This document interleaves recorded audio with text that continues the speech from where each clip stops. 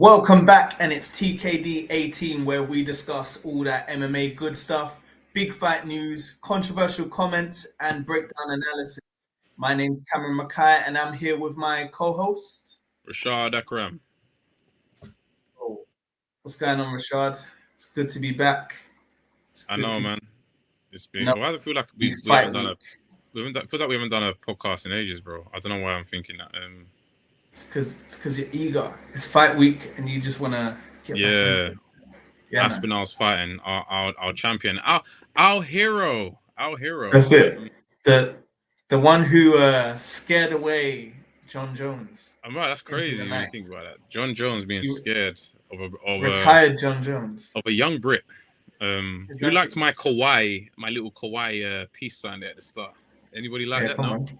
Kawaii. Yeah, sorry. I was gonna say, Oh man, hey, listen, do you know what I had done the other day, bro? Oh no, this what's was that? this yesterday, bro. I What's was that? itching to get it done, bro. Bro, I had my teeth cleaned, bro, like a Ah, proper yeah, I done that. deep clean. Like I had a bit of plaque build up near the bottom. My teeth are not that bad, but I had the bottom here, and I was like, Yeah, yeah, oh, what if they can't get it off, bro? She just went, bro, blasted that shit yeah, away. And yeah. I did rinse, and I And saw all they of it just disintegrate, bro. that's not before they gave you a mental grilling as well, like telling you to brush your teeth properly and stuff like that. Like, Nah, rude boy. She said I brush it good. I just need to come for a regular clean. You no, feel don't worry, me? don't lie, Don't bro. worry, man. I'm a good No, brusher those fucking still. did it hurt though? Those fucking kill, man. Oh god, I had one No, once. no. I No, don't feel like it was fine, man. It made me certain points was a little uncomfortable. I won't say it hurt though. I think as overall was alright, man. believe you. Yeah. What'd you say? I don't believe you. You don't believe me? I don't believe Okay, man. you. Can't even hear you, bro. Are you speaking into the mic properly? Oh yeah, sorry. What is it? Does this sound better? Sounds Yeah, better. yeah, Right? yeah. Sounded like Also, you're. also, wait. Sorry. I was just about to say this. Also, yeah. Like your Jets takedown is right in front of your face, and it's just can we get your face in the middle? Wait. What were You you see looking where it at? says Jets takedown? Yeah. Yeah. It's like right in front of your mouth. Wait, really? Is that how it looks on your screen? My one's to my Oh, left is hand yours side, different? bro. Oh, is it? Yeah. What? Oh, but yours doesn't look like that. No, it doesn't look like that. That's strange. Oh, Maybe weird. Okay. it's just the orientation. I mean, Anyway. we know you. We already know your laptop is goofy already. You can't even load the UFC, bro. I ain't trying to hear that, man. But what's ne- wait? We I know we spoke earlier today. You've left a certain establishment, Cam. Yeah, I've left the pub. I've No, left the pub. I've resigned my high-ranking position Yeah. as Why? chief pint pourer, Chief pint pourer. senior pint pourer correspondent. It get too much for you. The pressure made you crumble. Yeah, that was it. It just wasn't like I was just like, fam, I am killing myself. I was just like, you know what, on Bro, this. getting drunk on the job and going on a John Jones rampage, bro. That's what I believe you were doing, That's bro. it. Stealing That's it. cars, running over single mothers with their kids. Crazy, man. Bro, I'll tell you what happened to me today. Yeah, like, so last week I missed the bins. I forgot to take the bins out. So, but it wasn't that bad because I don't create that much trash. So, Mm. but this week I woke up late and I was like, oh shit! I thought I missed the bins for sure because they normally come early. And then I'm just working. Kaya's calling me like, Cameron, the bins. And then I run outside in my flip flops, yeah, like flipping, dragging the bin, yeah, like down the road to the truck. And I'm like, bro, beg, can you take this? That's crazy, bro. he he You're took it. such a working class man now, bro. With his yard. Oh, I forgot to take the bins. That's the second time that's happened as well. Like, Bro. keep Yeah, forgetting those damn that's very bins. much in your wheelhouse, as you like to say. It's very much in your wheelhouse to forget to take out the bins, bro. Not gonna lie. Yeah, man. That's what I expect of you, man. Your memory is a bit it's got a few holes in it. Yeah, shout out the bins. Shout the bin, But man. they don't make it easy, you know. Nah, and but they have a hard job. It's quite laborious. But yeah, bro, let's get into the roster cuts and signings. Let's get it. Yes. So I just Take us have away. two prominent roster All cuts and right. signings today. First off, a fighter removed Oh. We have Andre Muniz. Oh. This is very devastating. Released on the 17th of October. And yeah, like it's just interesting. I wonder why, he was on a 2-fight losing streak, lost to Ikram Aliskerov and Edmund Shabazian, Mm. beat Junyon Park, but then before that lost to Paul Craig and Brendan Allen. So his last win, so he's basically 4-1 in like the past 3 years. And his last win was against Uriah Hall in 2022, Oh, and wow. a bunch of other fighters who aren't really in the UFC anymore. So I see it. I think he suffered from maybe a slight lack of inactivity after his fight against Junyon Park. Yeah. So it's kind of surprising, but not surprising at the same time. Like he was decent, but yeah, the show must go on. Okay. Yeah. So next we have fighter added back to the roster, Jalin Turner. Back when we were talking. Oh, is he officially been added back now? Yep, he's officially added back to the UFC Oh roster. shit. And back when we were talking about, he was an honorable mention on um, our list of retirements that we knew wouldn't last, and Oh I yes. kind of knew it wouldn't last, just because. But the only reason why I didn't put it in there was because he hadn't come back yet, but he's Yeah. back now, and it solid. Like he's still like a really good fighter, and I don't think he needed to retire, but obviously maybe he had some personal reasons and stuff like that. So he also is surprisingly has a similar situation, almost eerily similar to Andre Muniz. I'll even bring it up on the screen here because it's actually quite interesting. Oh yeah. Go ahead. Ooh, need to share.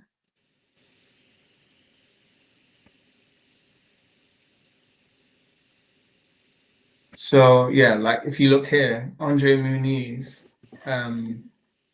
his last win was against Uriah Hall in 2022 before this whole thing happened, and he was 4-1 in his last 5 from 2023 to October. Right Yeah. now, if we look over to Jalin Turner, And he was it's finished. almost exactly the same with his last win on July 2nd. I wonder if that was the same card. Yeah, it was the same card. July 2nd, 2022, and Yeah. then loses to, and then wins, doesn't come back for a while, and then loses to again. So it's like almost the same. But it's Yeah. good to see him back because even in the fights against like Dan Hooker and stuff like that, he was very competitive. And even the fight with King Green, I think I remember he got knocked out and it was dirty, but like, he was still doing quite well in that fight. So yeah, Yeah. I don't think you should write people off like that so soon. Top flight competition and all that. Definitely not. Yeah. But yeah, that's what I have for roster changes. Great addition back for lightweight, man. We've had one that we had a legend exit earlier this year, and now we have a contender back in the mix, man, in Jalin Turner, who will be looking at. I'm hoping a different. Yeah, but it'd be an interesting run for him. So, You never know; he might come back at welterweight, maybe. Don't know. He's always welterweight. been big in it, but you Yeah, never him know. and Bahamondes are big, like to be that size in light. Because I think, but him and Bahamondes are at what 6'2". Mm. They're both Yeah, standing about 6'2". Yeah, they're big lightweights, man. So yeah, man. okay, Okay, that was it. let's move It on. was just those two, right? Yep, just those two. Okay, we'll go into if we go into the fight announcements. I'm just gonna take a look here. I think I had it up earlier. Right, as far as I'm aware, we haven't got anything really big that was announced. The only thing I saw happened to be what was the name of it again? Sorry, pardon me. Oh no, tell a lie. Wait, I don't know if we went through this last time. We got Brady versus Morales. That's booked, by the way. Yes, I remember that. Yeah. Oh Yeah, my Brady god, versus yeah. Morales. That has been booked. That is probably the biggest one that's come out. Not too many announcements as of recent.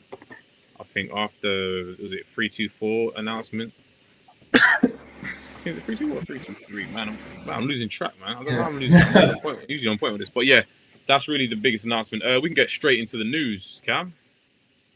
The news. Oh. Yeah. No, wait. Oh my word.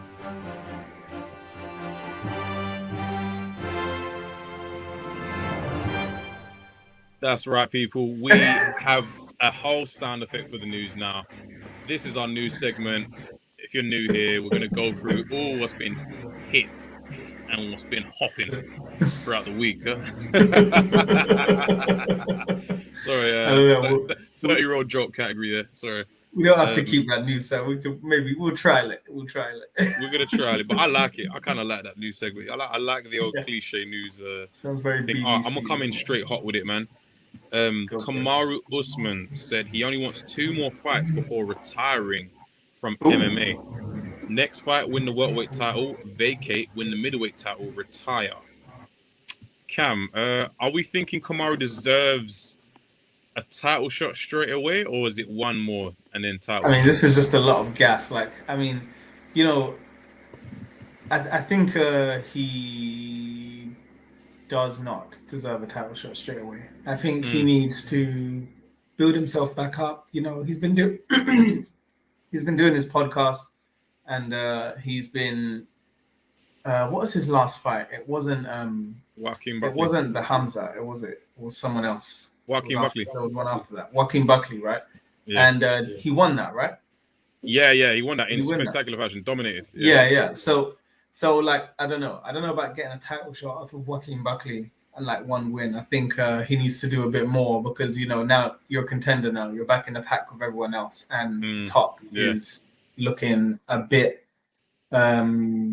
It's welterweight's one of those divisions, right, where it's just really congested. I mean, I think it is quite busy with I mean, he's still there. Yeah. Sorry, go on. No, you're right. Yeah, he's still in there, isn't he? He's number 5. I think if so, and we've got Leon Edwards. So at the moment, we've got Leon Edwards versus Pratis. That's been booked. Shavkat Rakhmonov is not back till is it January? Did he say or February? Yeah. I think I saw recently. So he's out. So he might get a title It could shot. be Shavkat actually. Kamaru and Shavkat could fight in January, February, man. Yeah, so they could the UFC could use Kamaru Usman as like a way for one of these contenders to sort of say like make a statement, right? Or like as like a mutual beneficiary, like Kamaru Usman can also get like sort of a leg up alongside one of these guys.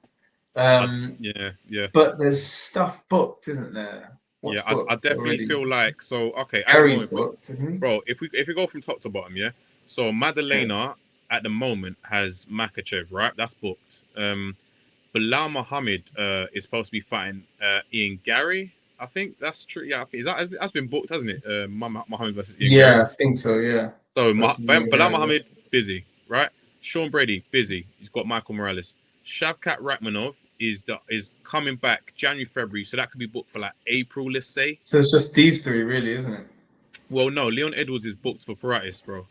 Oh yeah, he is, isn't it? Yeah. Oh, so it really is just that and that. In all honesty, the only one that could be made there and makes sense for Kamaru Usman to get back into the title picture is to fight Shavkat Rakhmonov. Yeah, which won't be next. And it would be a big win. Yeah, but the thing is, I just feel bad for Shavkat Rakhmonov having to fight one more time. I know, but I think he knows that though. Like I think his camp is understanding that. Look, we've been out for a little minute. We need to remind them who we are, and then, bang. Like if he gets taken out by Kamaru, it is what it is, bro. Like I said, you have to try and you got to change something in your camp to stop yourself from getting these injuries. Clearly, something's not right in his camp. Because do you remember if we look at when Hamzat was constantly getting sick, he's changed something now. You know what I'm saying? Yeah. He's definitely suffering from some inactivity here. Like, yeah. So I feel like injured or not, you need maybe just one to get back in there. I feel like if he had taken the to be fair, the first cancellation between him and Muhammad was Bilal had some sort of infected toe, so I guess that's not his fault. But yeah, man. Yeah, bro. All right. Well, do you want to move on to this Instagram post? Oh yes, I did. I sent for those listening, I sent Cam a clip, and what it's talking about is Alexandra Pantoja talks about the time he sparred Sean O'Malley. Quite interesting. Cam's just going to bring it up and play it right now. Oh, We just bear with us a second. Pantoja expresses the truth about sparring O'Malley. yeah, the tab. Very complicated technical stuff here. If you want the audio, cool. Sean O'Malley, and he wouldn't Oh share man, the whole. don't talk O'Malley with me, man. Ah man, like a very young kid is stupid. I go to the lab gym. Come from Brazil and go to Arizona in the day. I go to the gym Saturday and the guy say, hey, Pantoja, you sparring here today, okay? I say, okay. And then I go to the octagon and make a good sparring with O'Malley. But this motherfucker just put the 10 second of the sparring, you know. I'm a very respectful guy. He asked me, hey, I can record the sparring. I'm like, of course, I don't care, you know. I don't care what's happening there. This guy posts 10 seconds he beat me. Yeah. He had the whole video, you know, because I asked to Henry, hey Henry, can you ask your friend to send the video for me? I say, hey Pantoja, he never gonna send the video for you because you beat him. And I say, okay. I heard in sparring you beat the shit out of Sean O'Malley, and he wouldn't share the whole. That's interesting. Amazing. Yeah. I can. What do you think of that, Cam? It's classic Sean O'Malley like behavior, like like trying to warp reality, like some kind of reality star or some kind of influencer streamer, like just like really trying to pull the wool over people's eyes to inflate your own stardom. Like it's just typical behavior of that kind of inflated ego, like what I mean, like it's just anything to get him back on top.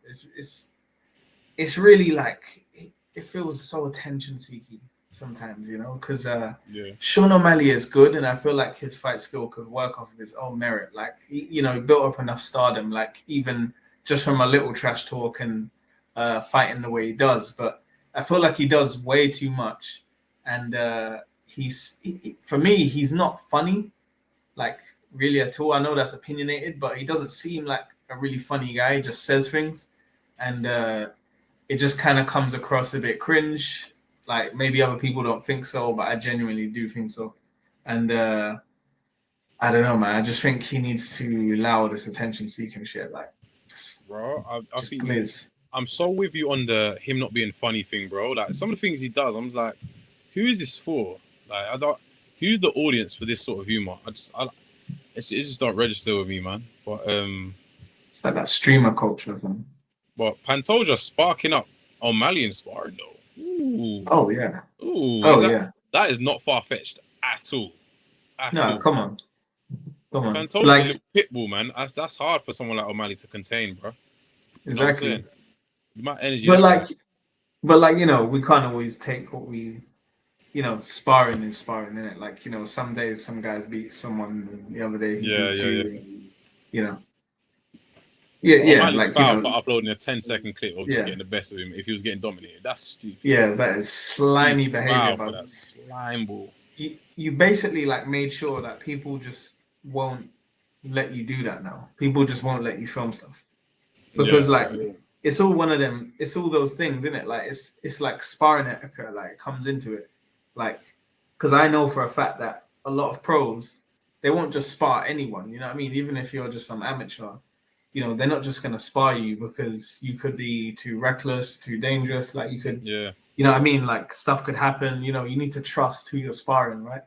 And to a degree, you know what I mean? Like, because you can't just go in there you're looking for sorry, go on, bro. Yeah, because you can't just go in there hurting each other, like, right? Like some people want controlled sparring and stuff like that. So, yeah.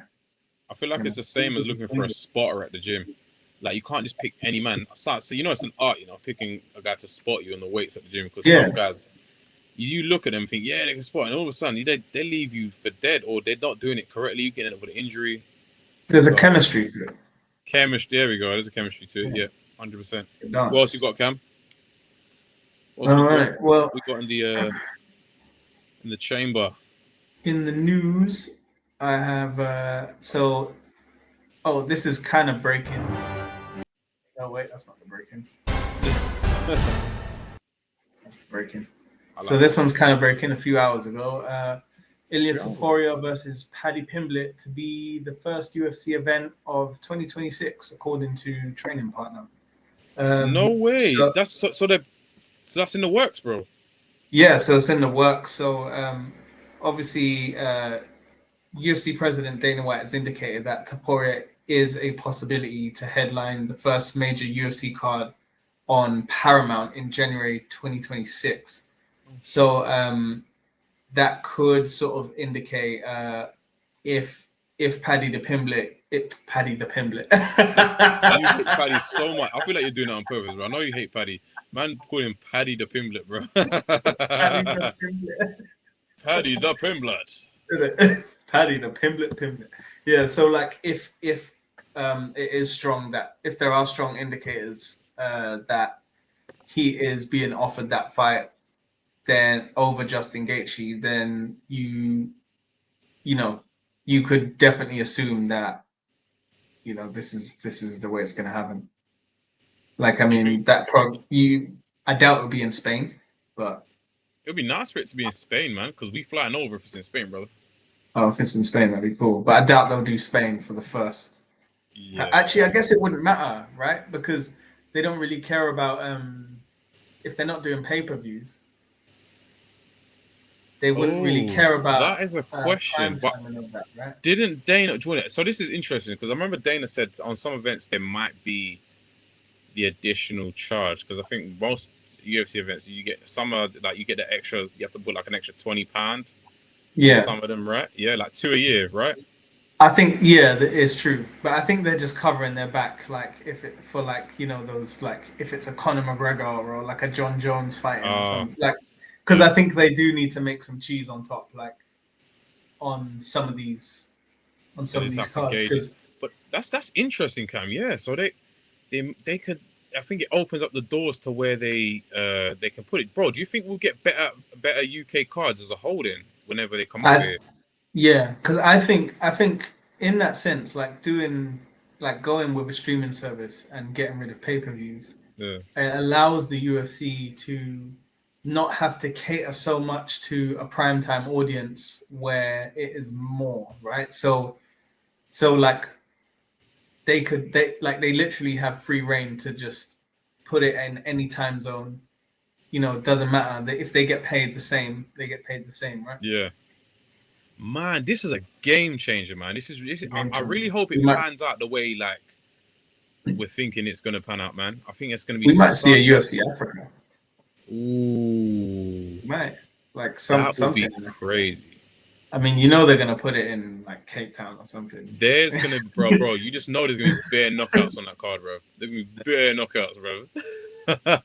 Atiba Gutier, co-main. Oh damn. Yeah, what else we got, bro? Okay, so next this one's a weird one. So the headline reads: UFC star attacked on the street for not speaking French while traveling for training.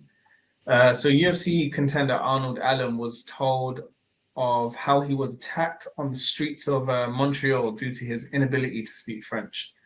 British featherweight, who most recently defeated Giga Chikadze, has been out of action for over a year. He recently traveled to Canada for something where he encountered violence from a number of attackers. Yeah.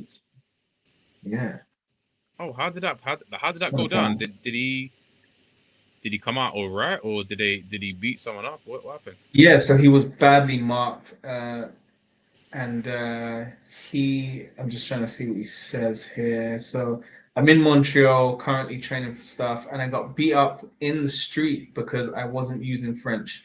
He told his viewers, I got jumped because I didn't speak French. That's what the bruises are all about. Don't worry about it. That was what he said in his interview when they asked him, but not much more. So, what do you think about that? Do you think it's one of those ones where you should have seen the other guys, or Say that probably again. not, right? Like, Wait, what did you say? You should have seen the what? Sorry.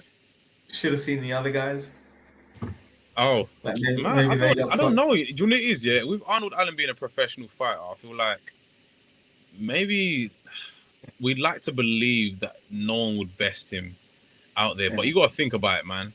It's If the there's a street, bunch of guys, there's only so much you can do, man. Even if you're a professional yeah. fighter, he's definitely left. One of them has not gone home the same. There's that, Yeah. that much I believe.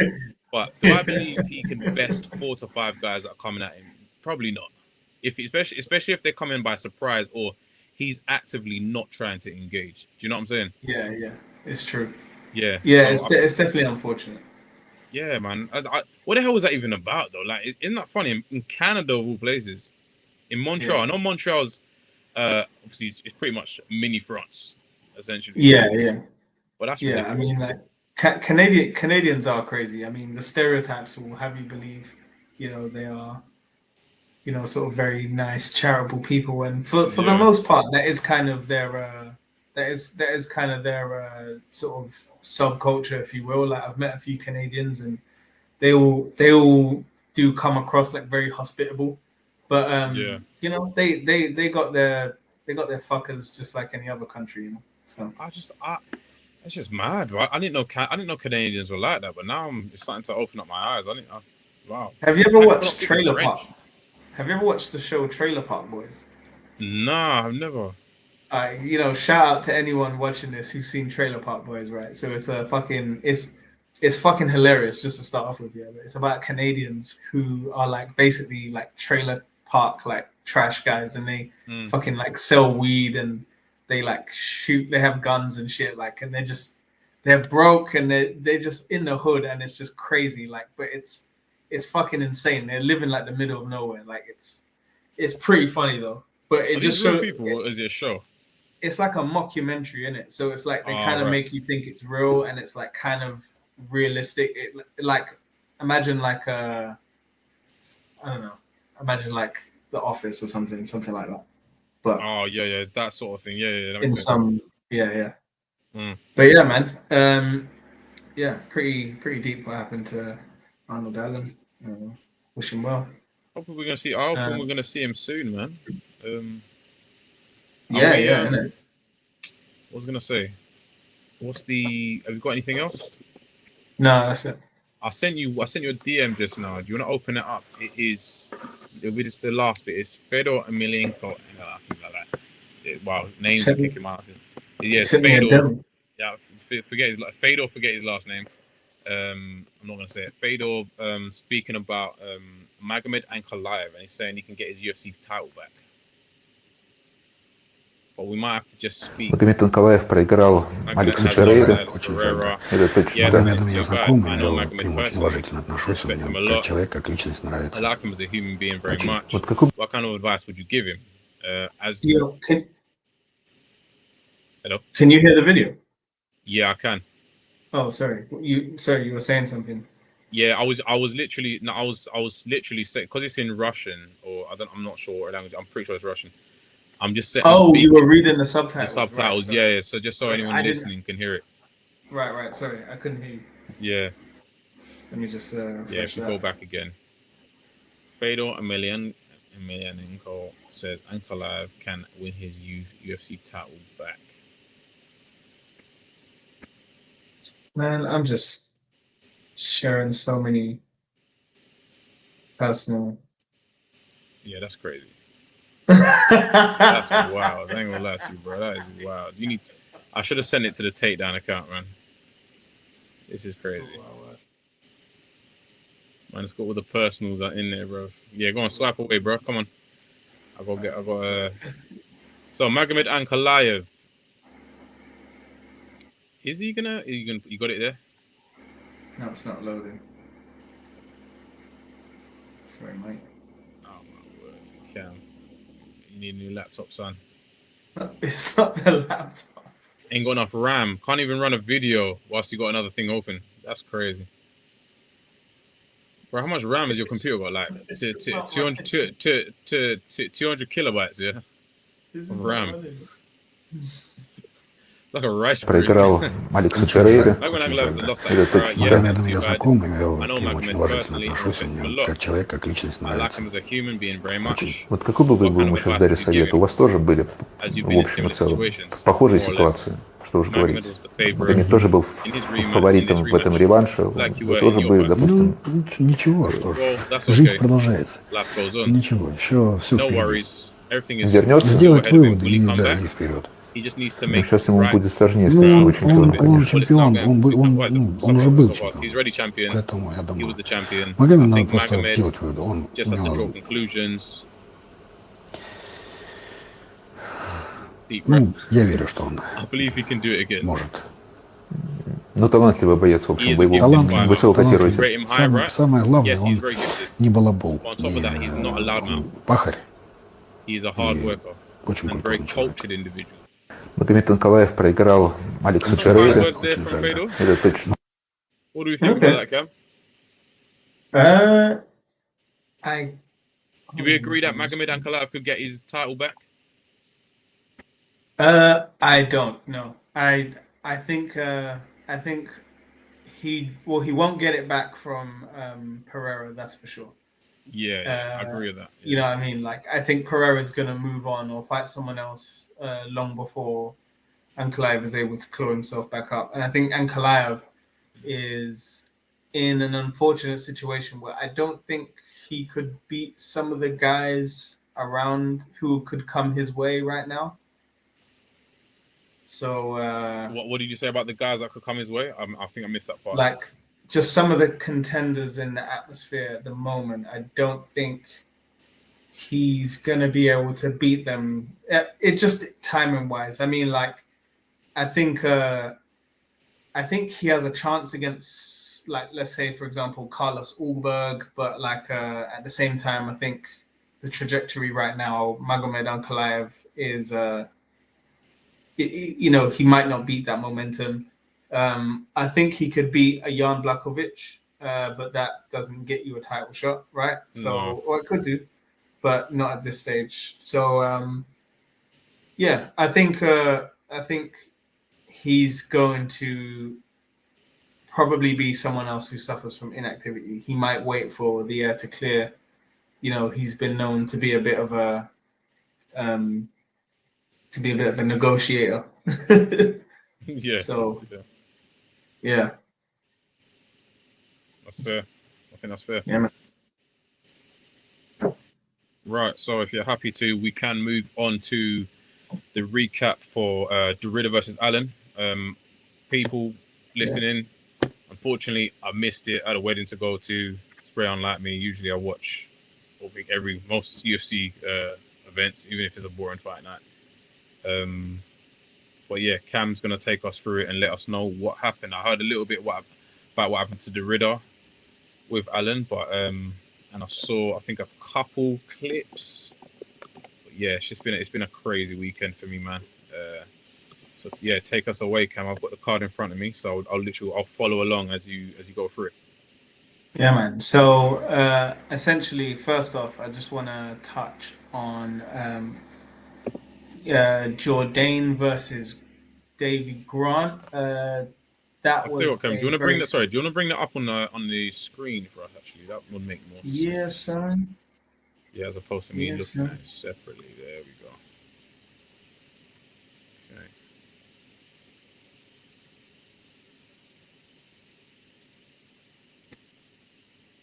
Yeah, I think I saw the Charles Where's Jourdain clip Jourdain? as well. There we go.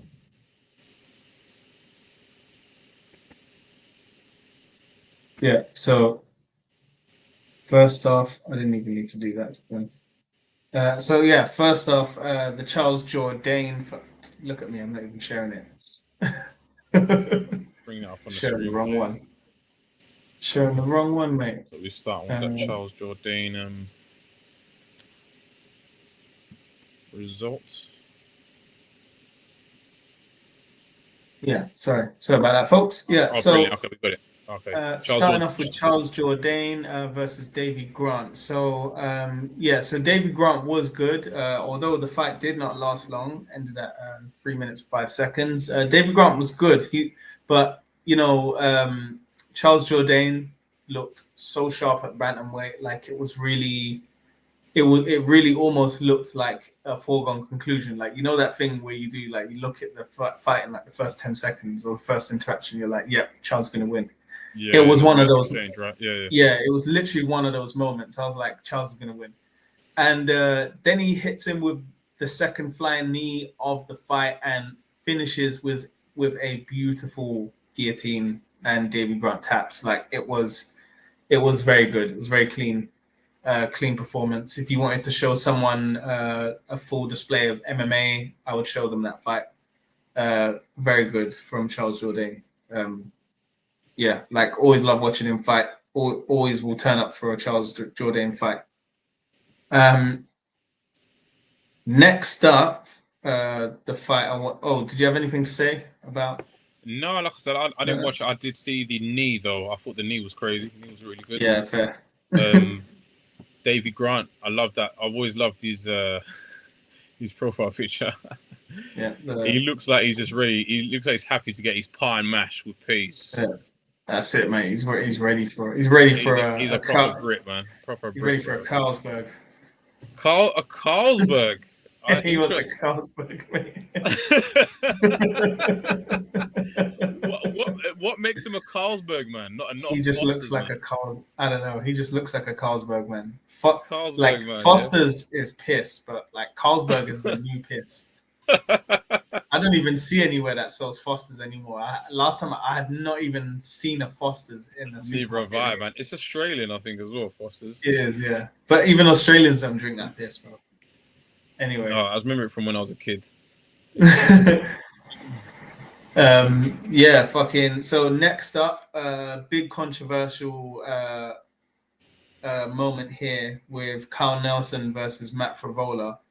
I don't know if you know Rashad, but I'll paint the picture a little bit. So, Carl Nelson doing well, Matt Favola doing all right, but like it was pretty competitive. And then Carl Nelson just seems to be putting the pressure on a little bit more, and just sort of kind of was beating him into submission almost. And essentially, the round was ending, and the ref could have stopped it at any moment. Right, it sort of looked like it would be a clean TKO. No one would be upset with the stoppage right there.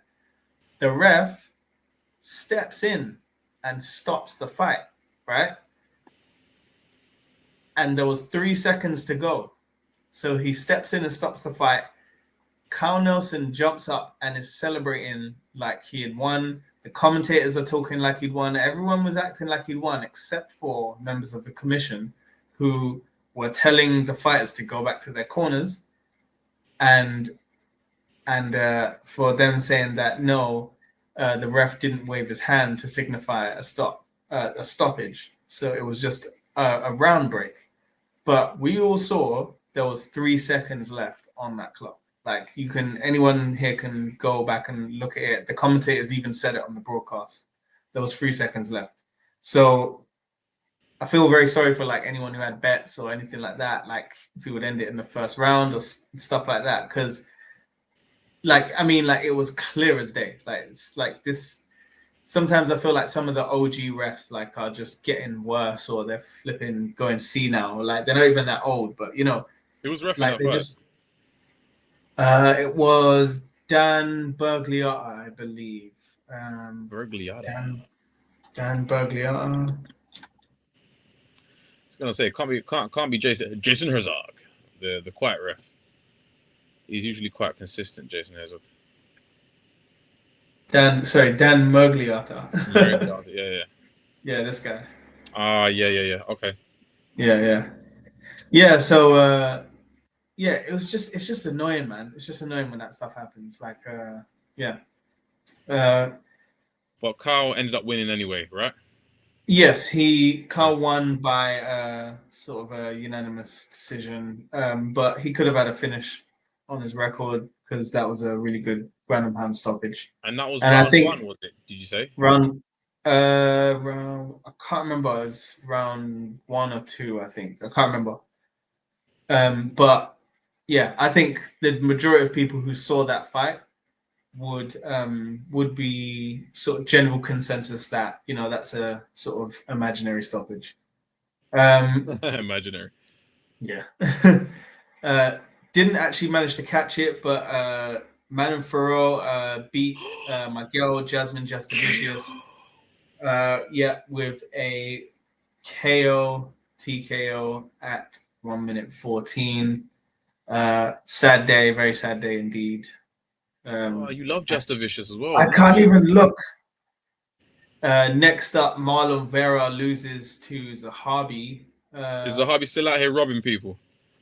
Still out here getting the splits, doing the splits, and showing up for on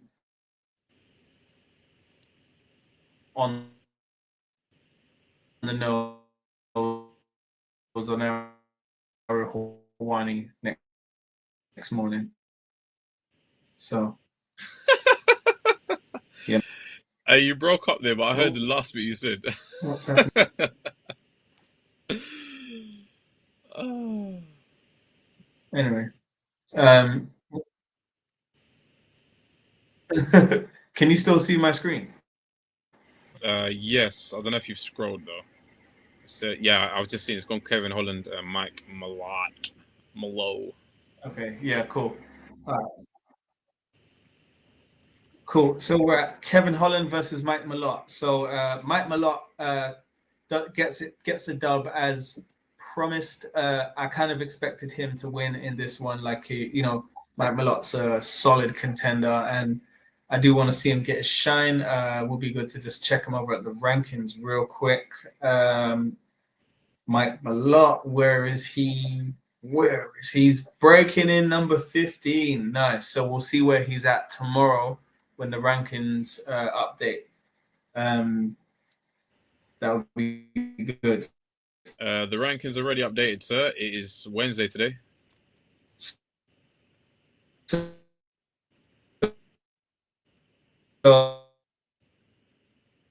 So next, and one more thing to say about that, you know, it was pretty funny.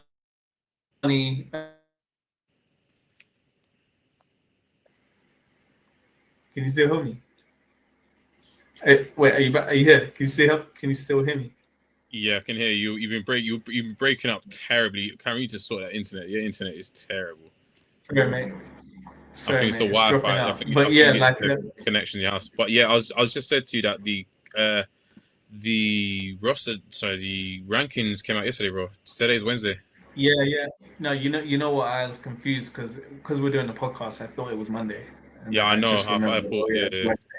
I thought it was yeah, cool. So yeah, good shout out Mike Malott for that win. Next we have Rainer D. Ridder versus Brendan Allen.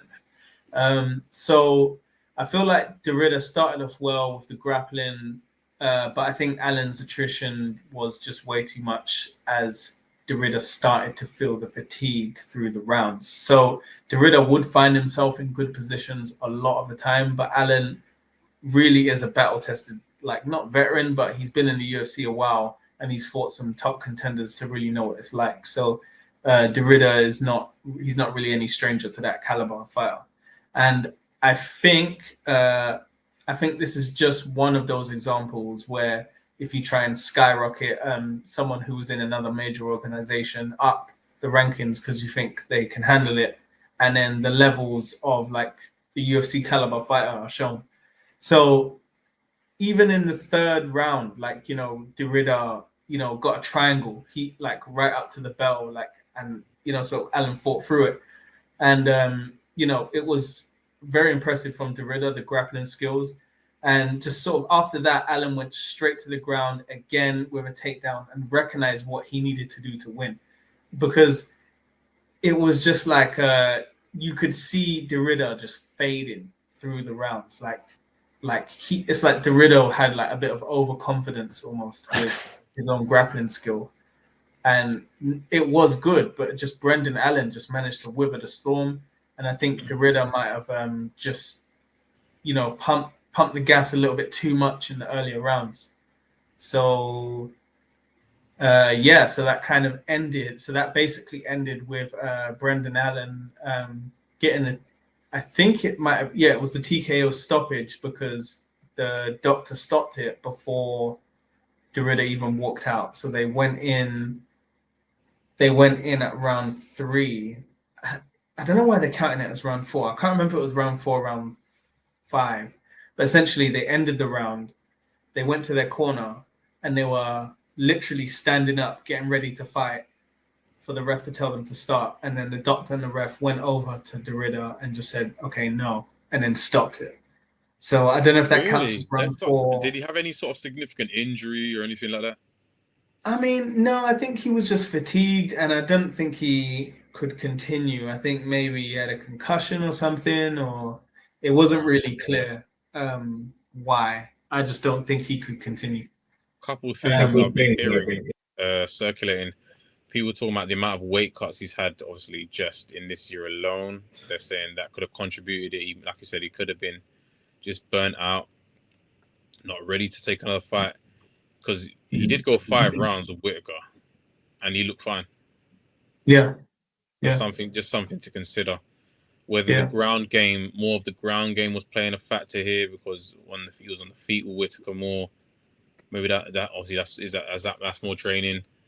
But still, I think I'm hearing the weight cut angle, possibly. Yeah. I mean, it could be a lot of things. Like it's like on one hand you don't want to take anything away from Brendan Allen, but on the other hand, it's like maybe like it's all about who's best on that particular day. Sometimes people overtrain, sometimes just people ain't feeling it that day. Lactic acid buildup, could be simplest of things. Yeah, there's no excuse. I'm just looking at just correlation. Correlation isn't always conclusion, but I do feel like it was just unusual for Reina Derrida, who looked gassed after, was it round 2? I think it was. It just looked strange, man, to me, for him to be so gassed out and burnt. I saw he looked fine throughout the Whitaker fight. You know what I mean? So yeah. True that.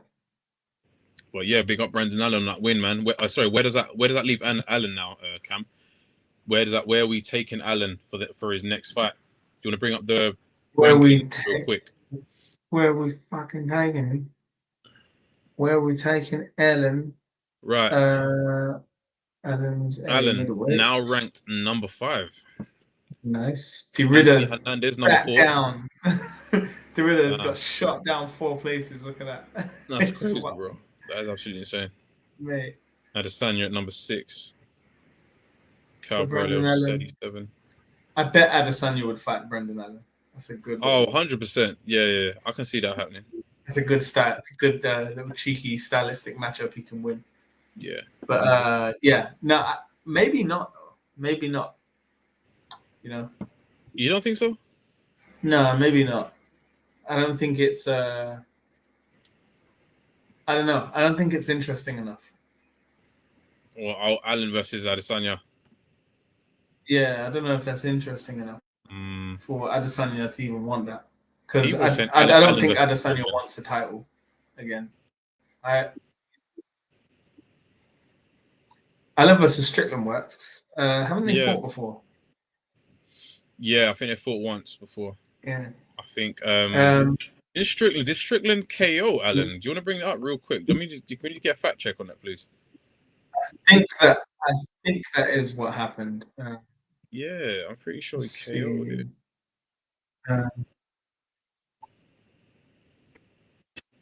Let's check that. It's a little while ago.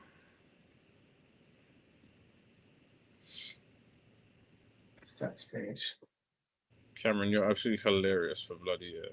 You trying to go for each page on the alphabetical list order until we get to Strickland. No, but the way it maniac, is absolute maniac. It's such a bad website. It's such a bad website. Absolute maniac, bro. They need to update this website, bro.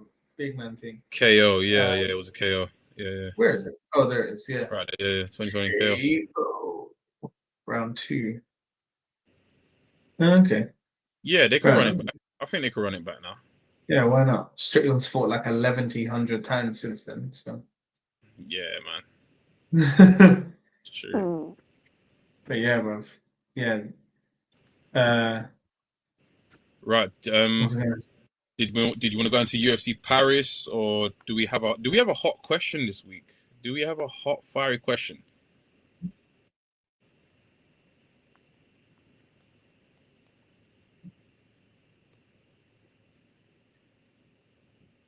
I was trying to think of one. Cam, I lost you for a second there, my friend.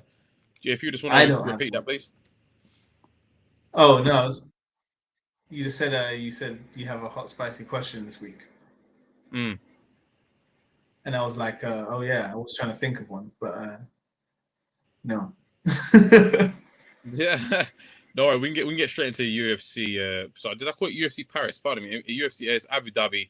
Is 3-2. UFC 3-2-1. Damn, it's 3-2-1. Yeah, yeah. 3-2-1. Damn, man. Yeah, man. These UFCs just be UFCing. Maybe that's 21 numbered events since UFC 300. That's mad, bro. UFC 300 feels like only the other day. It was only the other day when I was watching Pereira fight. So yeah. So do you want to bottom to top, or right now? Hey, why? How dare you ask me that question? What do you want to talk about? That's crazy. That's a crazy question. I'm not even gonna lie. What do you prefer, the top or the bottom? What? Bro, just bring that up on the screen, rude boy. I said, do you want a bottom to top? Bro, what? You still digging that hole? That's way better. Bro, bring it up on the screen. Bring it up on the screen so we can take a look together, brother. Okay, yeah, we're gonna do from bottom to top. You know, we start Jacqueline strawweight bout, women's Jacqueline Amorim from Brazil versus Mizuki. Just Mizuki, no last name, from Japan. Up next, Cam, you want to scroll? We have Azat Maxim from Kazakhstan versus Mitch Raposo from United States. Flyweight bout. Contender Series alum as well. Alum. I like the word. I always like the word. Oh, was it? Oh, in fact, I can't remember. Anyway. Oh, okay, yeah. Shit. So Cam, I'll do the names. You do the annotations, please, sir. Heavyweight bout. We have Hamdi Abdelwahab versus Chris Barnett from Spain. That is Egypt versus Spain right there. Go ahead, Cam. Chris Barnett. I don't know why he's under Spain because he is from the United States, but yeah, Chris Barnett. Always excited to see him fight. I posted about him on my story today, and yeah, he is a very visually deceiving man. He moves like Michael Venom Page, looking like that. So yeah, he is like, he's very fun to watch fight, and it's better that also about Hamdi. It's better that you did the names because I would have absolutely butchered the name, like as I do every week. I watch you guys watch as the names kick my ass. So yeah, we love that, bro. Chris Barnett. Right, up next, featherweight bout.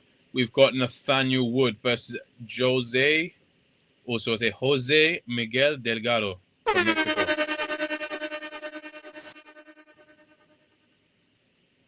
Come on, Cam. I kind of like that sound. I like that sound. Good to hear. Good to see Nathaniel Wood back at plus 124 against a minus 148. Jose Miguel Delgado. What was he? I think he was like 10-1 in his professional record, wasn't he, or something like that? Yeah. It's a tough matchup for Nathaniel Wood. Hopefully, I think experience over youth in this situation. Nathaniel Wood's seen enough high-level action to sort of keep down those prospect genes of Delgado. Yeah, it's going to be a matchup. Height-wise as well, I think Jose Miguel, what was he, like 6 foot or something like that? 6'2", 6'1". He was quite tall, I feel like.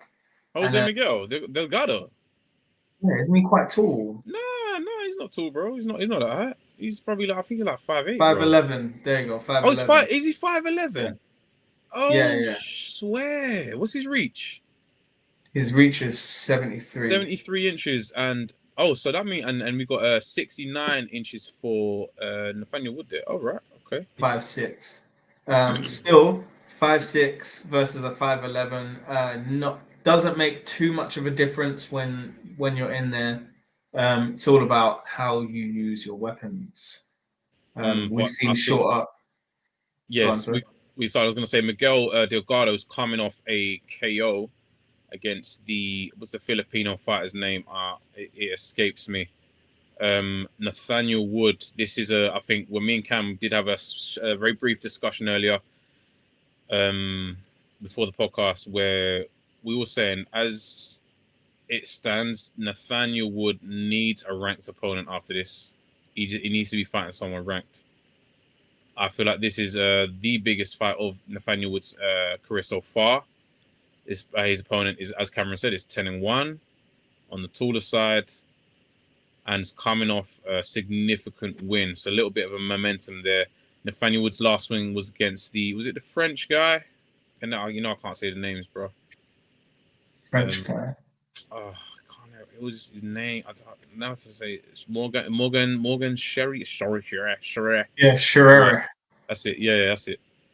So yeah, I would like to see Nathaniel Wood get a ranked opponent, please. Up next, heavyweight bout, number 15 ranked Walter Walker. Yes, that is Johnny Walker's brother, versus Louis Sutherland from England. Right. England. Although I do want to say, last time I saw this guy fight at a PFL show at the Copper Box in London, and many moons ago, and he was actually repping a Scottish flag. So I don't know. I don't know. Maybe the UFC just kind of chooses it based on your passport or whatever. Pick a side, like, bro. Maybe it's like me and his dad's what's next, Scottish. Wales? Yeah, man. Yeah. But yeah, yeah, good to see another Brit in there. Louis Sutherland. I don't know if you've seen the famous picture, but he doesn't look like how he looks on that scary Cage Warriors picture. Let's see if we can find it real quick. I'm sure. Yeah, there it is already. I can see it. Yeah. Yeah. I had no idea that is the same guy. Yeah, I've seen that picture a million times now. Hilarious. That is absolutely hilarious. Well, they must have been letting him juice to the absolute gills, bro. Absolute gills, bro. Like, what? Oh, was that LFL? What? That is clearly LFL? Juice, bro. Like, that's probably the same as that Pride contract that we do not test. We do not do test for anabolic steroids. That's a crazy thing to put in a contract. 10-3 though, good record. Yeah, good record, man. This should be a good fight, man. Very good fight. Yeah, almost matching in experience. So yeah, excited to see. This is prelims. Yeah, prelim fight. Okay, lightweight bout. We have Abdul Karim Al Sawadi versus Mateus Camilo. Abdul is a Palestinian, and then we have Mateus Camilo from Brazil, with a hairline that only a mother could love. Or no, that only anyone could desire. That hairline. Oh man. Damn. No, but Abdul has a nose that only a mother could love. I mean, that looks warped. Like someone did the warp thing. Come on, man. There's nothing better than Madalena's nose. Madalena's nose is the king of that, man.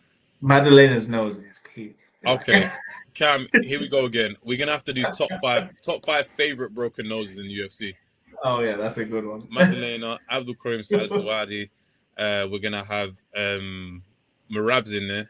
I was just gonna say Murad, bro. Mackenzie Dern. Mackenzie Dern's in there. Oh yeah. You might not realize it, but yeah, bro, I know his bro. Shit. Yeah. Sorry. Up next, lightweight bout: Ludovic Fine versus Mateusz Rebecki from Poland. That's Slovakia versus Poland. Nice. The good old Slavic dust up. The good old Eastern European dust up. Lots of vodka. Oh, we are at middleweight. We have Ikram Aliskerov from Russia versus Jungyoung Park from South Korea.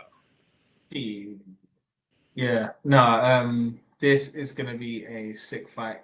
Aliskerov. I feel like he was looked to be one of the guys. You know, having a history with Hamza and stuff like that. Like, yeah, I feel like his one big chance was Robert Whittaker, and he shot the bed. So it'll be good to see him sort of build back that momentum a little bit. Jonghyun Park, I feel he is someone who I feel like is gonna very quietly sort of stomp out the division. Like he's gonna have a loss here and there, but I feel like he's gonna come into his own because he keeps fighting tough competition. He's just completely exposed to the toughest guys all the time. Like he's never taken easy fights. So Agreed. And he's always in the limelight as well. So yeah, Yeah. it was good to see him. Lightweight bout: Nasrat Hakparast from Morocco versus, these names are kicking my ass, Killen Salkild from Australia. Vinny Gastelum, nice. So He's yeah. Mini Gastelum. Yeah, he's Mini Gastelum. Yeah, Hot Past. I remember him. Like I've seen him fight quite a few times. But yeah, not much to say about this one. I haven't actually seen Quillen Salkid fight. Sal killed. I Sal think killed him. is Hakparast coming off a finish? Should we you want to bring that up real quick, bro? I think his last fight was that a finish. It might have been a KO, bro. I could be wrong here. That's against Ribovic. I do like Ribovic, man. Oh no, it's a split decision. My bad. It's a shame. Ribovic is a good fighter, man. KO against Malarkey. I was Malarkey. Yeah, it's a little while 2 years ago. Yeah, so I'm thinking of the wrong fight. Esteban Ribovic. Up next. All right, we're going into See website. Sorry, if Cam gets his computer in order. Computer, look at me being an old man calling it the computer. My age is showing. Sorry, let me tuck that back in. Oh, get back in here. Main card is starting with, wow, what a fight. Alexander Rakic versus Azmat Merkazanov. Serbian Alexander Rakic versus Russian Azmat Merkazanov. Sorry, as you were saying. This is tattoo bearded Rakic as well. So, yeah, looking to see him back.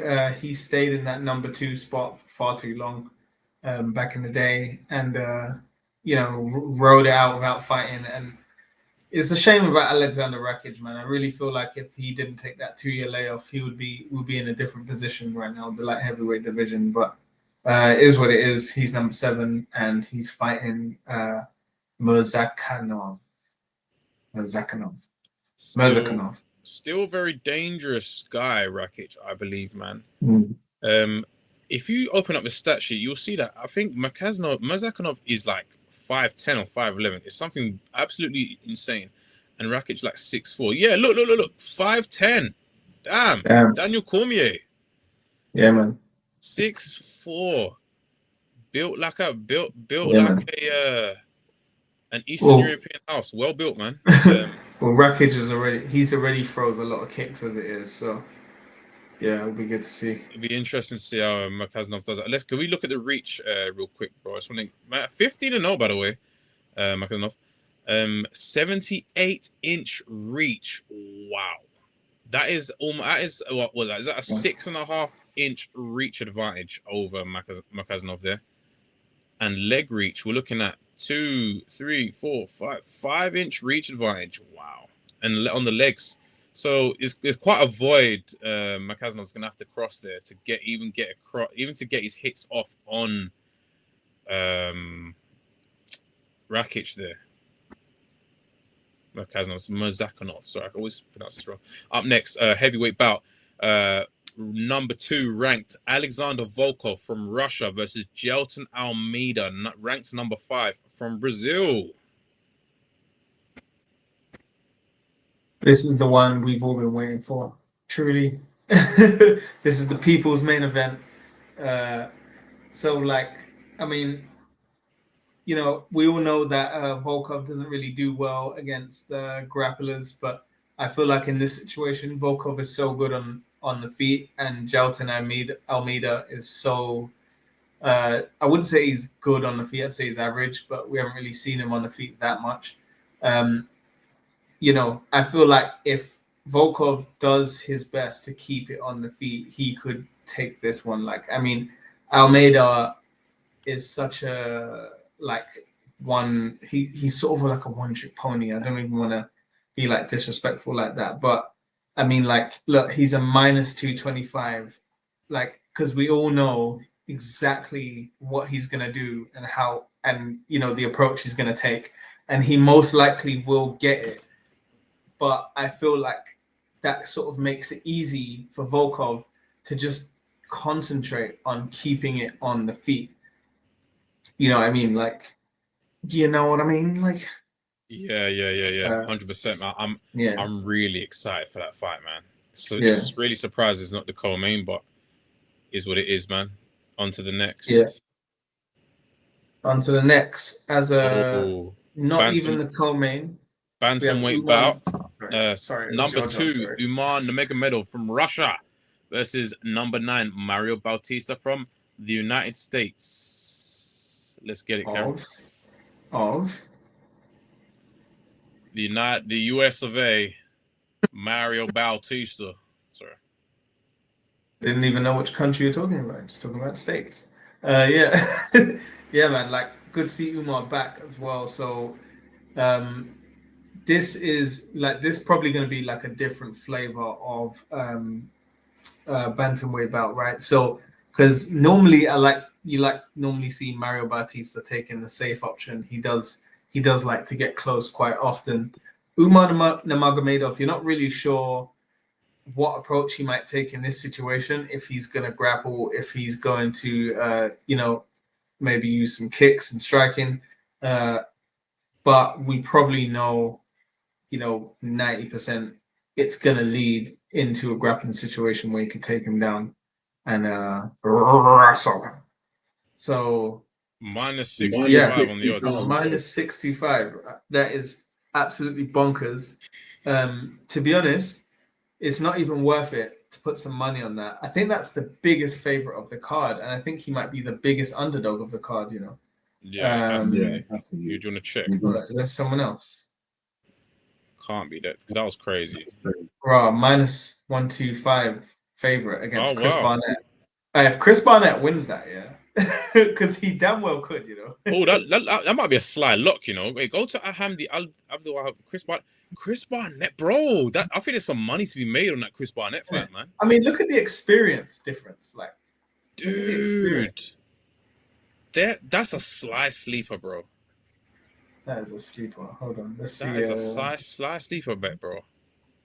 Do you want to see a Tapology? Yeah, bring up the Tapology, please. For Amdi Abdul Wahab. Amdi Abdul Wahab.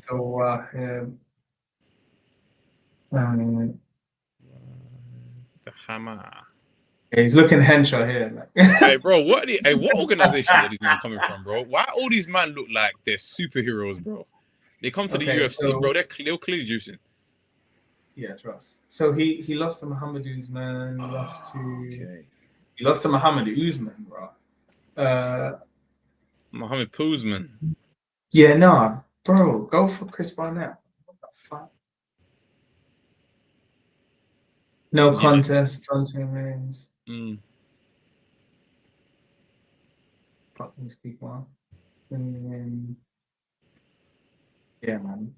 No, go for Chris Barnett. Like, that's a slight lock, I wouldn't bet the house, but I definitely put something on Chris Barnett, just because, come on, man. Like Actually, yeah. Let me not say it's a lot, but 6-1. I would put a substantial amount on Chris Barnett.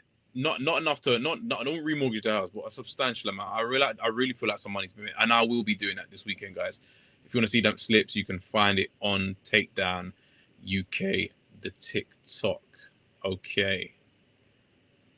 Yeah, sorry. Back up to I'll keep going. yeah. So 625, biggest favorite of the card. Mental. 455, biggest underdog of the card. So yeah, even Mario Batista has a chance of winning against Umar Magomedov. He has a So chance. I don't think so. yeah, I don't think so really either. But at that money, you'd be silly not to put like a You know what it little is, bit yeah, down. because I think Bautista's greatest thing is his pace. But then when he's going up against someone that can actually strike, he's going to hug them when he's got up. And we saw that with Jose Aldo. You know what I mean? He didn't want to get into a striking exchange and just hugged him up, and that really pissed people off. People were saying, how can you win off that? But it's what it is. And then he obviously absolutely peppered up Patchy Mix, who's supposed to be a grappler. Isn't he grappler submission guy, Patchy? Yeah. Who hasn't really seemed to improve, even though arguably he won his last fight. Sorry for babbling there, guys. Women's strawweight title bout. Yes. Since Zhang Weili has vacated and gone up to fight Shevchenko, we have the number 1 Viana Jandiroba from Brazil versus Mackenzie Dern at number 5 from Brazil. It's a Brazilian affair. Cam. Yeah, so Verna Jandiroba. The what? Sorry, I'll say it was a co-main, by the way.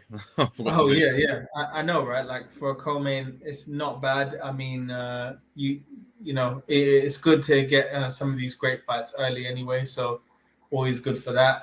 But Verna Jandiroba, like coming in at ranked number 1, like you know, come a long way from doing the Island Boys theme song walkout at a plus 130 against Mackenzie Dern. So Mackenzie Dern coming in at number 5.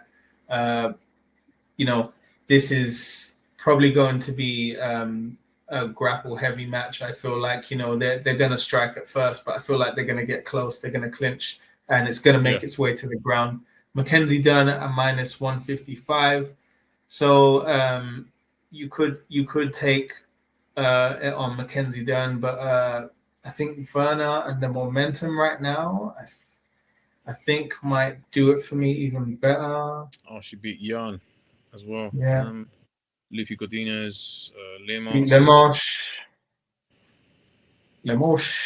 But yeah, like I think I definitely have some of that Verna action. But you know, Mackenzie Dern can surprise you. So, but at the underdog at that price, yeah, man, why not? Yeah, that might be a yeah. I think I'll try it on Jandiroba, pardon me. Okay, and we've arrived at the main event. It is the champion Tom Aspinall from England versus number 1 Cyril Gane from France. Lot of insane odds on. I was just about to say, bro. I'm just deep in the odds. What the fuck? What's going on, crazy bro? Odds. I feel like this is a good recipe for a lot of knockouts and some quick finishes, maybe. So it might be a short night. Tom Aspinall versus Cyril Gane. Now, this is a extremely interesting matchup, and a matchup that I've actually dreamed of since way before any drama. Like actually, while these two were contenders, while Tom Aspinall was coming up and destroying people right around when he choked out Andrei Arlovski, and Cyril Gane, like when he was still throwing up arm bars and submissions and stuff. So, like, because Cyril Gane came into the UFC as like this very light on his feet, kickboxer, karate kind of guy, and in the heavyweight division, it was kind of like oh my gosh, like this is strange. He fights like no one else, and he can submit people. And then Tom Aspinall comes as sort of the exact same version of that, you know, like a heavyweight from England, big, athletic, not just like one of the fat heavyweights, you know, big and athletic and light on his feet and can do submissions. So it's just weird how their careers have just sort of taken sort of different turns. You know, this will be Cyril Gane's what, third shot at the title now? Yeah. Oh, I think it's his third shot still. Yeah. third shot now, like it's got to be. I Go need on, to bring it check. up. Yeah. I think it's his third. Shows how stretched thin the heavyweight division is, man. Isn't it? So where is it? Yeah. So this versus Gunn. Oh yeah, they fought for the vacant. Yeah, they fought for the vacant. No, the interim. That was an interim. That was Pardon. an Yeah, interim. interim. Yeah, they fought for the interim, and then he fought Ngannou and Lost unanimously. lost, and then fought Jones for a vacant, and then Yeah. lost. Subbed, yeah. Yeah, and then this is his third sort of, I guess fourth, right? So And interim, then you can still say one interim. We've got to address the elephant in the room right now. You gave Derek Lewis a title shot. Man. No, his last win. Elephant win. in the room, bro. Oh yeah. Alexander Volkov won that fight. That's been the Exactly. biggest robbery that we've had in years, bro. Exactly. That robbery is just, it was so disgusting. So disgusting that even Cyril Gane, didn't even almost like gesture like, what the fuck? When he was, but he didn't think he was gonna win. No way. Like No I remember way. that. Yeah, There's no way he thought he was gonna win.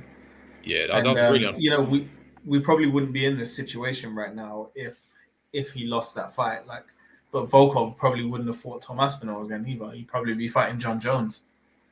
You think so?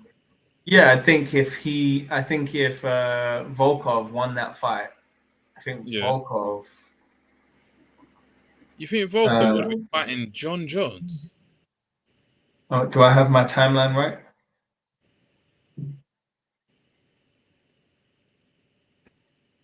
So you think it would have been Volkov next for the title? Go to Volkov's. No, because what did John Jones do after Cyril Gane? He fought. Oh no, he wouldn't have fought Volkov. No, he wouldn't have fought Volkov. Yeah, go to Volkov's record real quick, bro. So what do we have? It was Cyril. Yeah, Sergey Pavlovich, Taito Ivasa. He fought so many times since then. Bro, that's true. Yeah, man. Fought Marcin Tybura, Tom Aspinall. Oh, the Cyril Gane was before Tom Aspinall. Yeah, that was the armbar. Didn't he fight? Oh yeah, okay. Didn't he fight Tom Aspinall? Okay, maybe not. Yeah. So Volkov's he got beat by Tom Aspinall before with that armbar.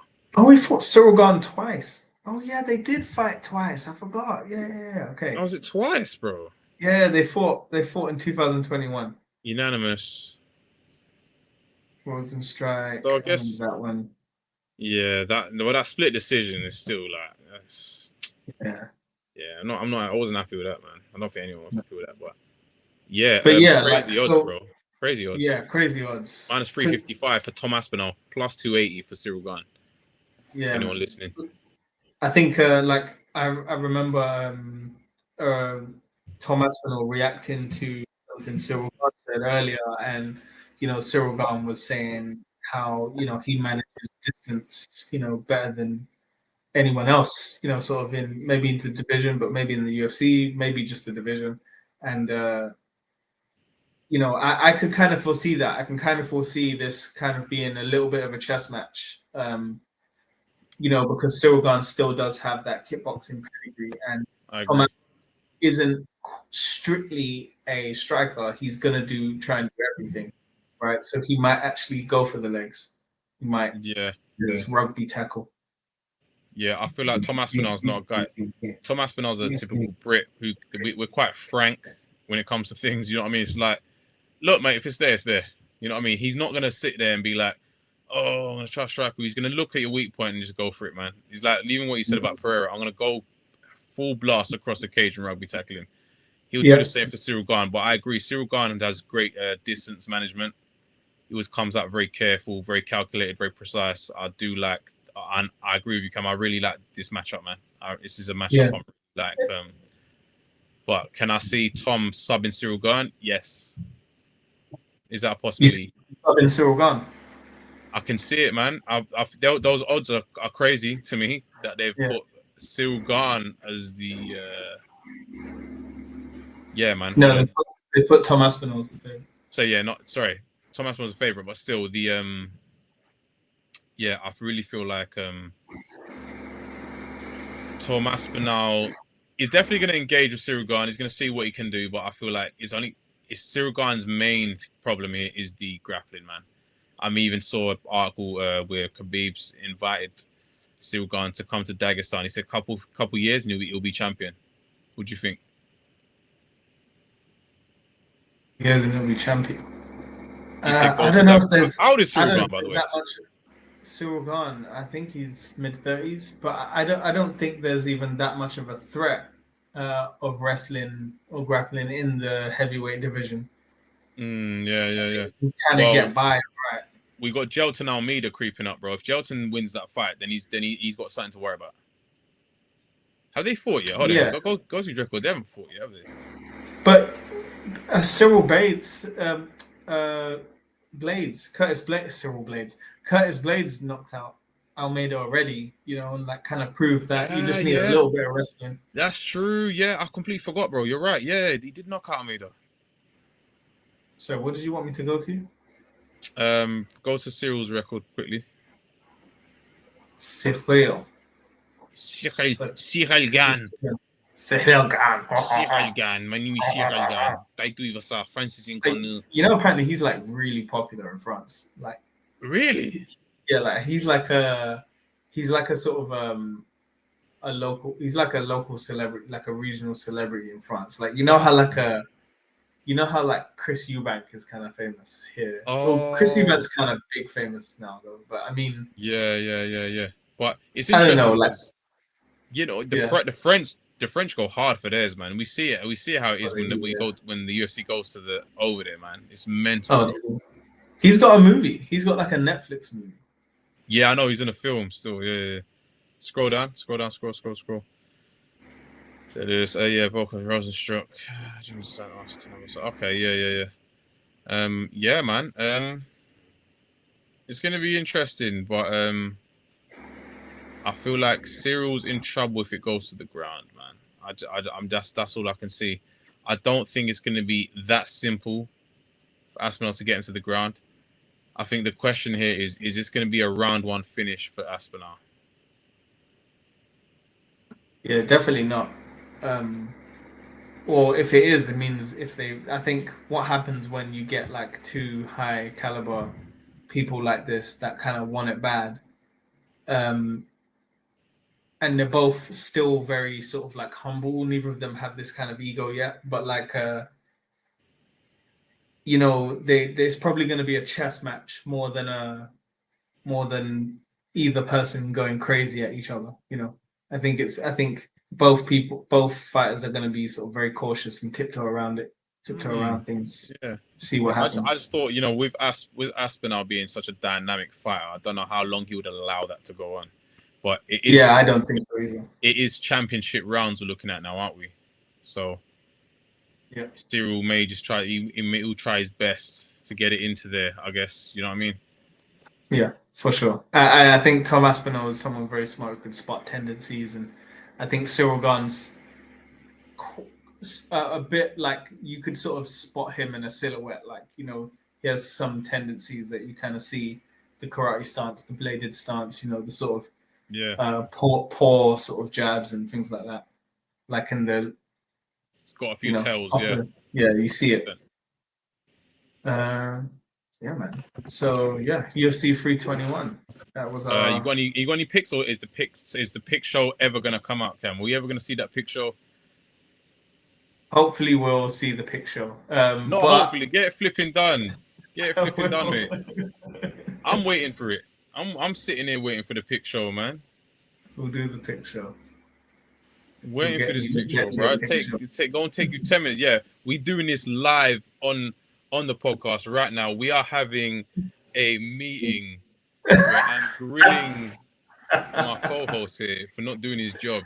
Get the flipping picks out, bro. Cameron's picks used to make me bread, though. I ain't gonna lie. Well, not bread. I could have bit more, but Man, I remember I was talking about this, man. It was be a week after week. It was like, I think 4 or 5 weeks on the truck, bro. Cam just went missing, bro. I was like, damn. This boy good, man. When he's locked in, Yeah, now he's become a working man. Well, not working man, but typical drone in society. Because he's got a yard now, because he's got a house.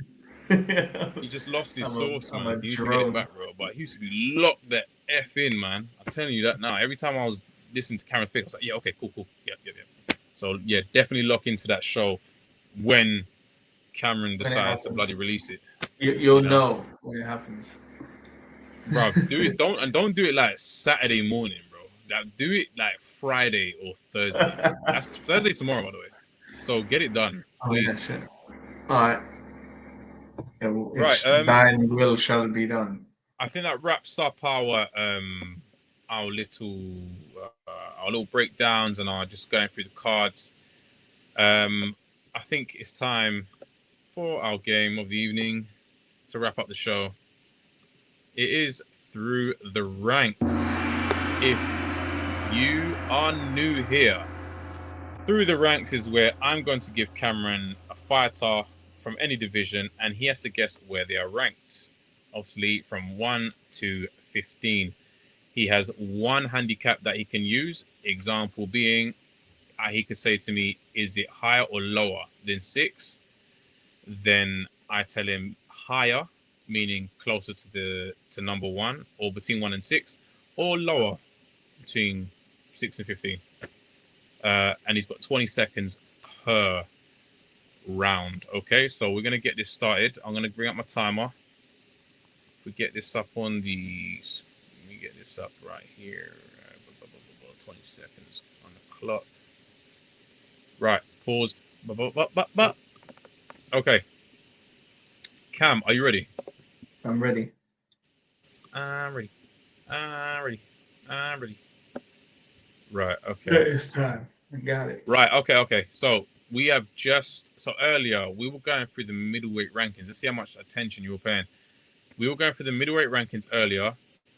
Brendan Allen has just come off his win against Reina Derrida. Where is he currently ranked? Your 20 seconds begins now. Did you say Brendan Allen? Yeah. Brendan Allen. Yeah. We were just looking at. I know. 5. Is that your final answer? Yeah. Okay, I'm going to stop the clock. He had 5 seconds left. Drum roll, please.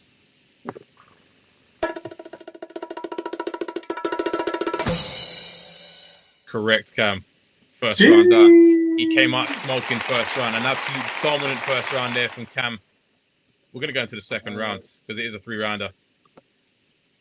We are going to go... Where shall we go? Okay, let's go to let's head on over to the welterweight division. As we did spend a little bit of time here talking earlier. Where is Kamaru Usman currently ranked? That is Kamaru Usman. Your 20 seconds begins right now. Kamaru Usman.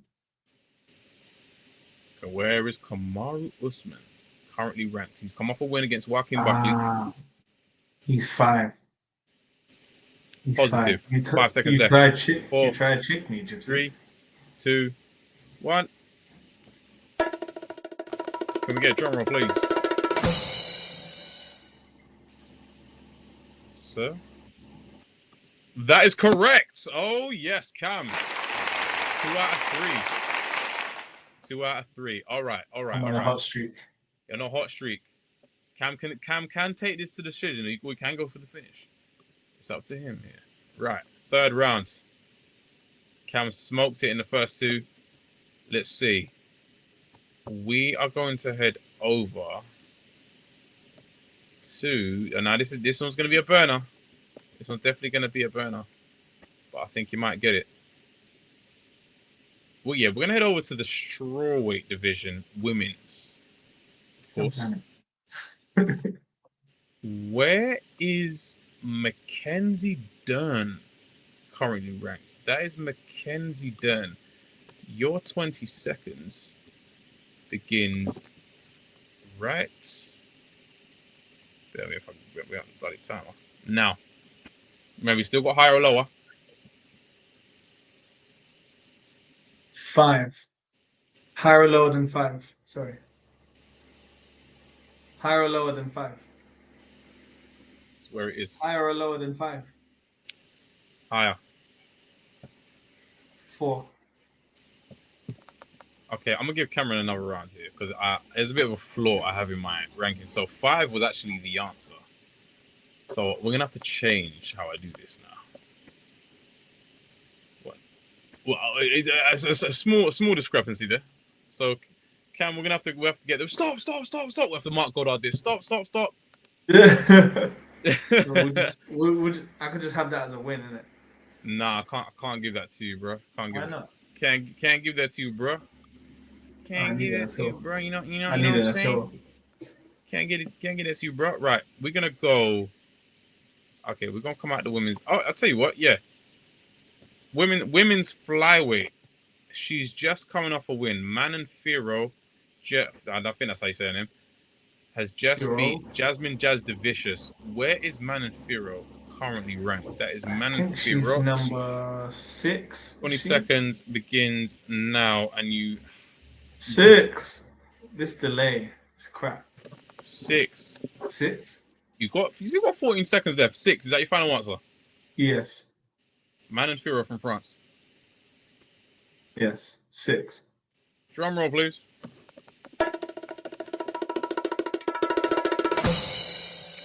She is ranked number 1. Ah, fuck. How the fuck is she number 1?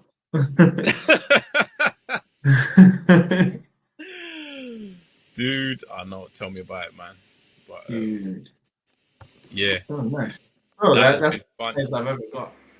That's your best score yet, man. I feel like we had a questionable last round due to the adjudicators due to no fault but my own. That's it. But we move. I shall adjust that for the next game. Well, because right now it's time to play.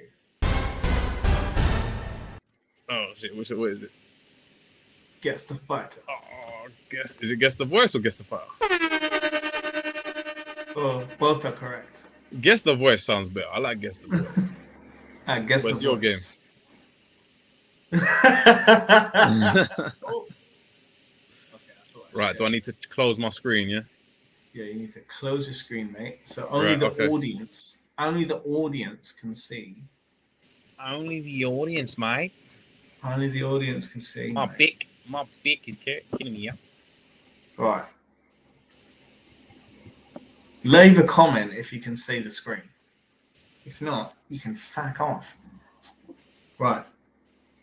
So, as this game goes, if you don't know, this is Guess the Voice, where I will play an octagon interview of a UFC fighter, and Rashad will have to try and guess whose voice is voicing. Are you ready, Rashad? Yeah, I'm ready, man. I'm ready. Yes, he does like looping shots. And if he does that right in the middle, everything's open. If you're fighting someone who fights circular, you need linear weapons, and that's what I used. Well, let's take... Who's that? Can I get a replay, please? Yes, sir. Something you saw in... Sorry. It's dangerous. And if he does that right in the middle, everything's open. If you're fighting someone who fights circular, you need linear weapons, and that's what I used. Well, let's... Is that sounds a bit French-like, though, the way he's speaking, bro. Bit of a French twang. Just gonna go use common sense here. It must have been off the recent card. Is that Charles Jourdain? Yes. Charles Jourdain! Let's get it. Oh,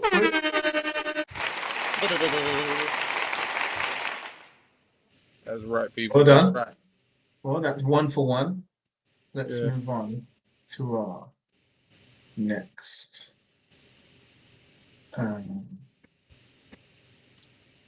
Octagon interview. This one Octagon interview is incredibly generic. Go for it, Mike. Yeah, I knew we were 1-1, and so I had to win that third round. When the point was taken away, I knew I had to finish. I'm so sorry, Vancouver. I understand how awful that is to see your guy go out like that. But I just want to say thank you, everyone, that's Mike for Malott. giving me the. Who is it? That's Mike Malott. No. What? No. Am I thinking of the right? Sorry, Mike. No, it's Brendan Allen. Brendan Allen. No. What? I was listening to this interview the other day. Wait. Yeah, go get a replay. That is to see your guy go out like that.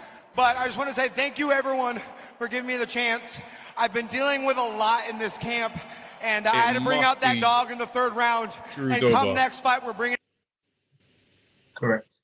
Oh, got it in the end, man. Yeah, I was gonna say. I was trying to remember who it was. Yeah, it's Drew Dober. Okay, cool.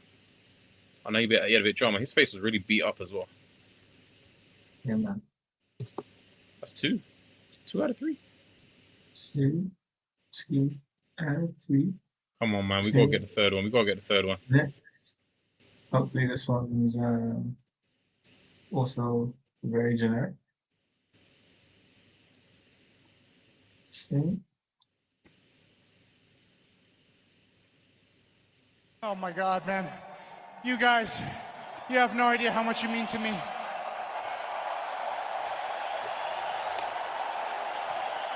This has been my dream since I was 12 years old. Getting to stand up here and fight my heart out in front of you guys. Seeing those Canadian flags waving in the audience. Get those flags up, baby. Let me see them. Mike, let's take a look at your work. Damn it! Revealed it. But I was thinking Mike Malott already, just because of what he was saying. No, but we can go now. We can go again. I gotta grab one more. You still got the screen off, yeah? Yeah, I'm not looking at it yet. We gotta grab one more. I just got cards in front of me, man. Because what the rascal, you know? Let's go for another classic.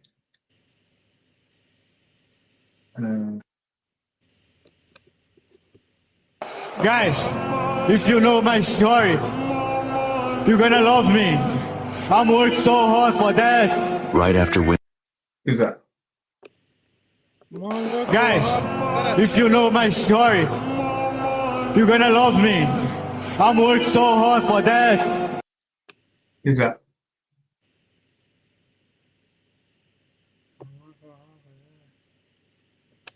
You're gonna love me.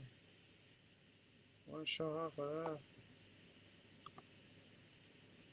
Wow, I should know this. Khalil. Guys, if you know my story, you're gonna love me. I'm worked so hard for that. Right. That's bothering me. That's gonna bother me until that's gonna bother me.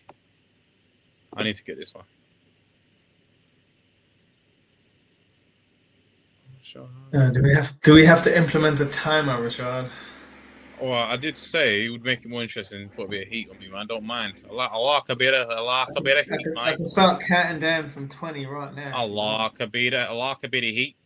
All right, I'm setting my fucking. I'm setting my time, fucking mate. alarm. Flipping hell, mate. You're right. Right. You got 20 seconds. It's gonna bother me. I know the flipping voice, man. No, not 20 minutes. 20 seconds. There you go. Right, Start now. Start now. Did you? Wait, is it started already? I started the 20 seconds, man.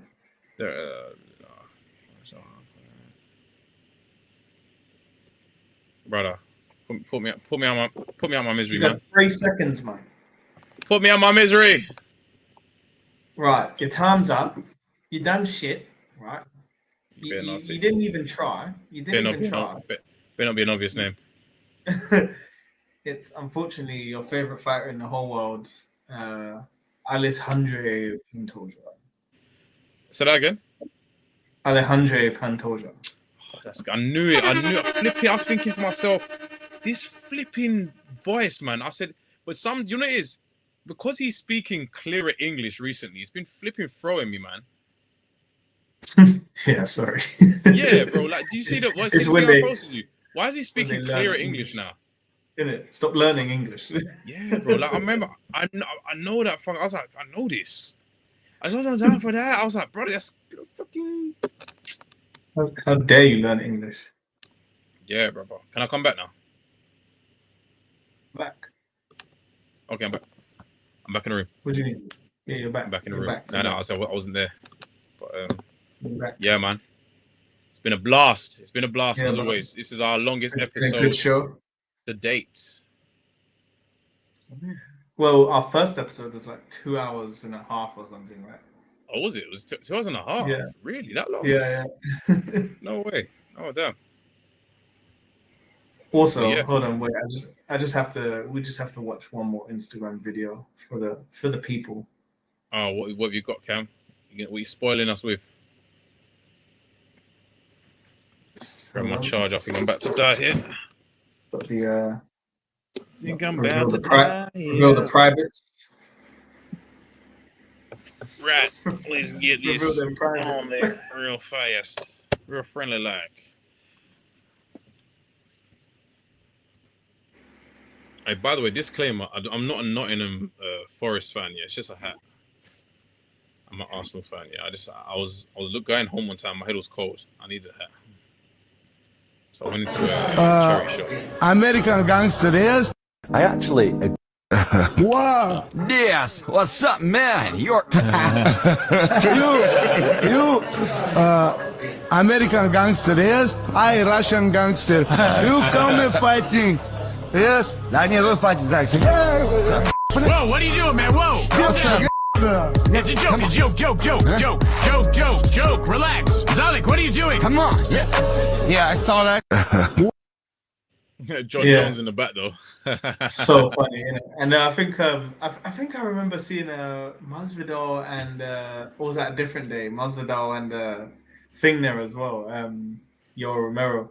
But it's just funny, man. That Russian fucking Ultimate Fighter thing is so funny. Like, because who the hell is this guy? Like, yeah. Who the fuck is that, bro? Like, and you know, of all people to do that to you, Nate Diaz is a guy. Even if you're doing like something stage, I feel like he just doesn't understand that sort of humor.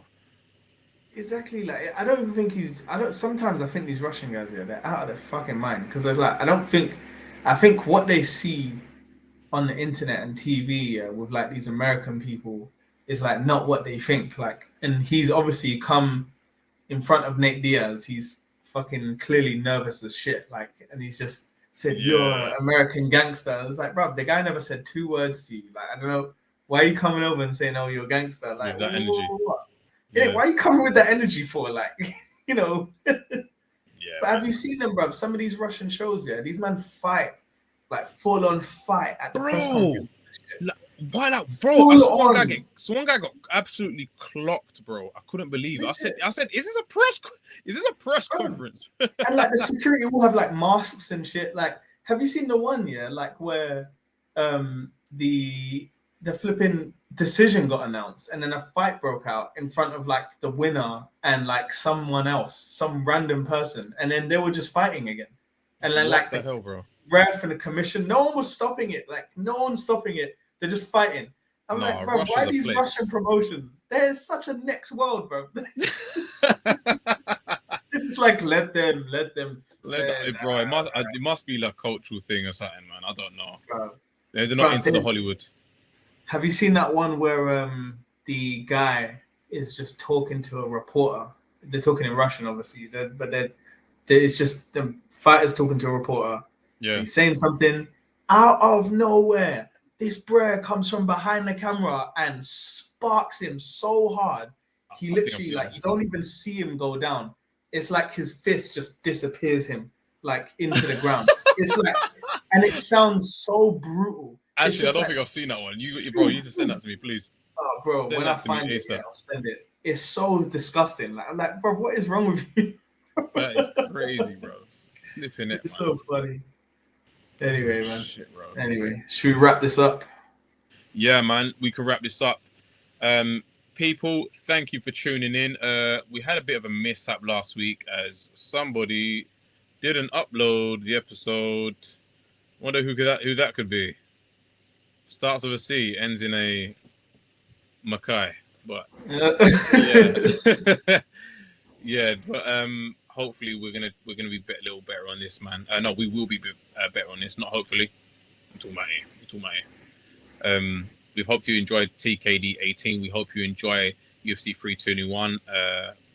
Aspinall versus Gone, and all the future events to come, as we will be, as always, streaming those events, and we will be doing our picks and episodes on Spotify, as you can expect. Thanks for joining along for the ride. You can find me at Jets Takedown on Instagram. You can find my co-host at Takedown on Instagram. You can find our main pages, Takedown UK on TikTok and Takedown.uk on Instagram. Cam? Come on. Rashad, pleasure as always. As always, sir. Pleasure as always. Cue the outro. Peace and chicken grease. Peace and chicken. Oh, I like that one. Peace and chicken grease.